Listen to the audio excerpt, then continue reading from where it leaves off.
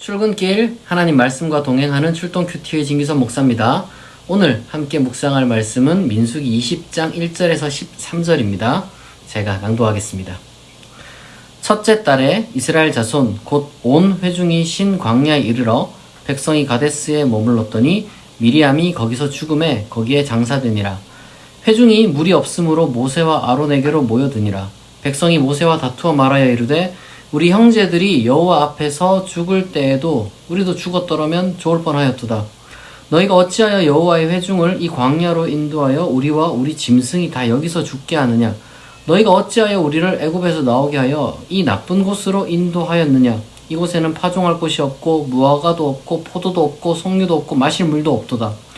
모세와 아론이 회중 앞을 떠나 회막문에 이르러 엎드림에 여호와의 영광이 그들에게 나타나며 여호와께서 모세에게 말씀하여 이르시되 지팡이를 가지고 내 영 아론과 함께 회중을 모으고 그들의 목전에서 너희는 반석에게 명령하여 물을 내라 하라. 네가 그 반석이 물을 내게 하여 회중과 그들의 짐승에게 마시게 할지니라.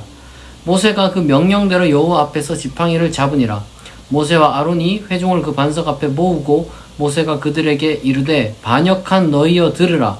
우리가 너희를 위하여 이 반석에서 물을 내려 하고 모세가 그의 손을 들어 그의 지팡이로 반석을 2번 치니 물이 많이 솟아나오므로 회중과 그들의 짐승이 마시니라. 여호와께서 모세와 아론에게 이르시되 너희가 나를 믿지 아니하고 이스라엘 자손의 목전에서 내 거룩함을 나타내지 아니한 고로 너희는 이 회중을 내가 그들에게 준 땅으로 인도하여 드리지 못하리라 하시니라. 이스라엘 자손이 여호와와 다투었으므로 이를 무리바 무리라 하니라. 여호와께서 그들 중에서 그 거룩함을 나타내셨더라. 아멘. 이 오늘 본문은 이제 사실상 하나의 이야기인데 이제 서두에 미리암이라는 이제 모세의 누이가 죽는 그 장면이 잠깐 나오고요. 그리고 나서 이제 소위 말해서 무리바 사건이 나옵니다. 그러니까 여러분 무리바 사건이라는 것은 이제 바위를 쳐가지고 물을 내는 그러한 사건인데요. 이게 사실은 출애굽기 17장에도 한번 나오고요. 그리고 이제 민수기 여기 20장에 2번째 나옵니다. 이거를 2번 반복한다는 생각을 좀 여러분들이 가질 수가 있는데 본래 이제 그 창세기 딱 보면 아시겠지만 이제 비슷한 사건들이 반복되잖아요. 그런 것처럼 요것도 이제 같은 사건이 이렇게 이제 반복될 수 있는 겁니다. 그 이유는 어떤 그 문학적인 그 이유가 있기 때문에, 그러니까 강조라든지 이런 이유가 있기 때문에 이제 같은 사건을 아마 이제 이렇게 2번 활용한 것처럼 보여요. 그러니까 이런 일이 이제 2번, 3번 있었던 것으로 지금 인지하기를 바라는 마음에서 이제 이 토라의 저자, 모세오경의 저자가 그렇게 글을 쓴 건 아닌 것 같고, 이제 처음에는 이제 초반에 배치하고, 그리고 2번째 여기 이제 또 배치함으로써 무언가 좀 깨달음을 주기 위해서 지금 이 이야기를 2번 정도 이야기를 반복한 것 같습니다. 처음에는 이제 앞으로 일어날 일에 대한 예고편 같은 거라고 보시면 돼요. 그런 방식으로 이제 했던 거고, 지금 이제 진짜 좀 제대로 무슨 일이 있었는지 무리바 사건에서 우리가 어떤 걸 좀 지켜봐야 될지 이제 우리가 좀 살펴보면 좋겠습니다.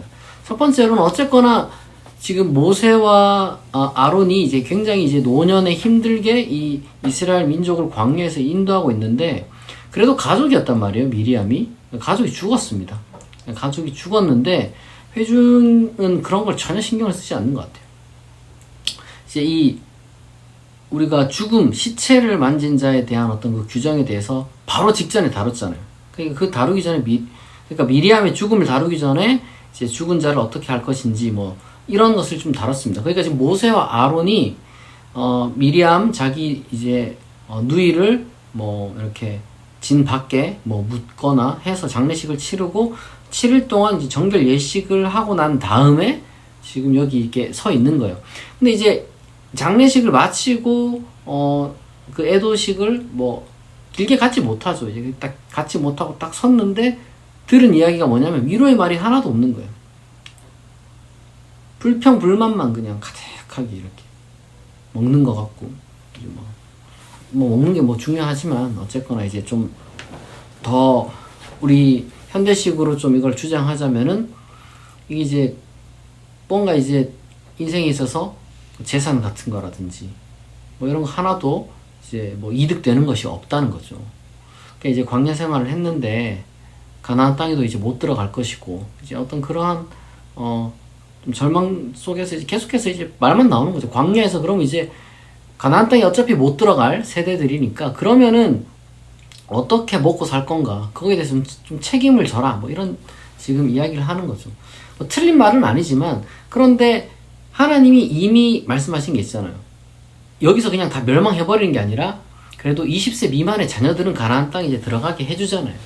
그렇기 때문에 교육할 수 있는, 교육을 해야 하는 의무가 이제 이들에게 맡겨져 있고, 그리고 또 40년 광야 생활을 하나님이 이제 하라고 하셨으면은 하나님이 책임져 주신단 말이에요. 그러니까 이제 그러한 것들에 대한 믿음이 하나도 없는 거죠. 믿음이 하나도 없이 지금 불평, 불만을 너무 이렇게 뭐랄까요, 직접적으로 그냥, 이거는 거의 만성적인 그런 어떤 그 상태가 된 거예요. 뭔가 이제 이유가 있어서 정당한 어떤 이의 제기가 아니라 그냥 보기만 하면 그냥 욕하고 싶은 그런 상태가 돼버린.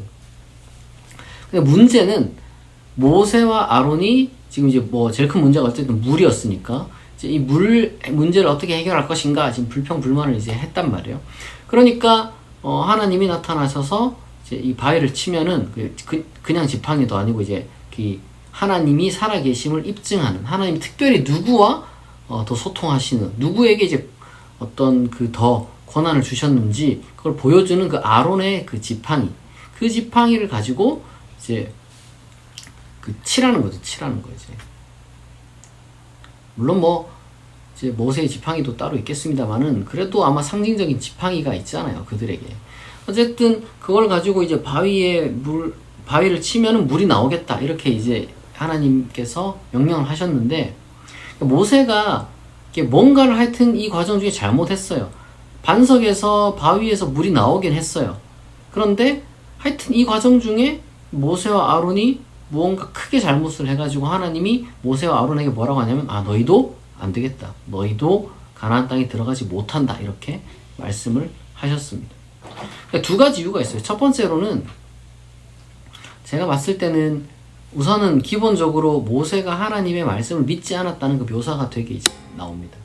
그러니까 모세도 이게 뭔가 좀 지쳤겠죠. 모세도 좀 사람인지라 지쳤을 것이고, 모세가 하는 그 좀 표현을 들으면, 그러니까 이제 20장 10절의 그 표현을 보면은, 우리가 너희를 위하여 이 반석에서 물을 내랴. 이게 이제 한국말로는, 우리말로는 이게 뉘앙스가 잘 안 와닿는데, 우리가 어떻게 이걸 하겠느냐? 그러니까 사실 하나님의 그 명령대로 뭔가 하긴 하지만, 자기도 이제 못 믿는 듯한 어떤 그 뉘앙스가 여기 많이 녹아 있습니다.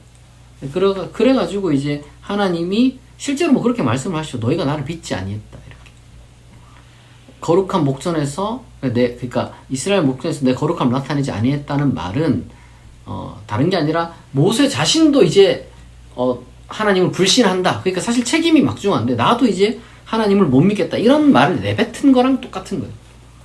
그러니까 이제 너무 큰 잘못이죠. 이건 단순히 모세가 화를 냈다거나, 아니면은 뭐 하나님이 바위를, 뭐 그런 해석들이 많더라고요. 이제 하나님이 바위를 뭐 치라고 한 적이 없는데 뭐 쳐서 문제였다거나, 그런 단순한 그런 태도의 문제가 아닙니다. 왜냐하면 하나님의 말씀을 믿지 않았기 때문에 지금 이 수많은 사람들이 광야에 가나안 땅에 못 들어가게 된 거잖아요. 그러니까 똑같은 어마어마한 지금 그 잘못을 사실 모세가 저지른 거고, 그에 따라서 하나님은 똑같이 대우한 겁니다, 사실. 모세에게 더 가혹한 게 아니라 이스라엘 백성에게 했던 그대로, 원칙 그대로 모세에게도 하나님이 적용을 하신 거예요. 그리고 다른 한편으로 보면은, 그건 이제 하나님의 편에서 어떤 관점에서 우리가 이제 해석을 한 거, 또 다른 한편으로 보면은 저는 그렇게 생각을 하는데, 모세가 이집트에서 끌고 나온 사람들이랑 같이 40년간 동고동락 해놓고 그 사람들 하나도 못 들어가고 모세만 딱 들어간다? 이거는 제가 봤을 때 모세 스스로도 그렇게 하고 싶지 않았을 것 같아요.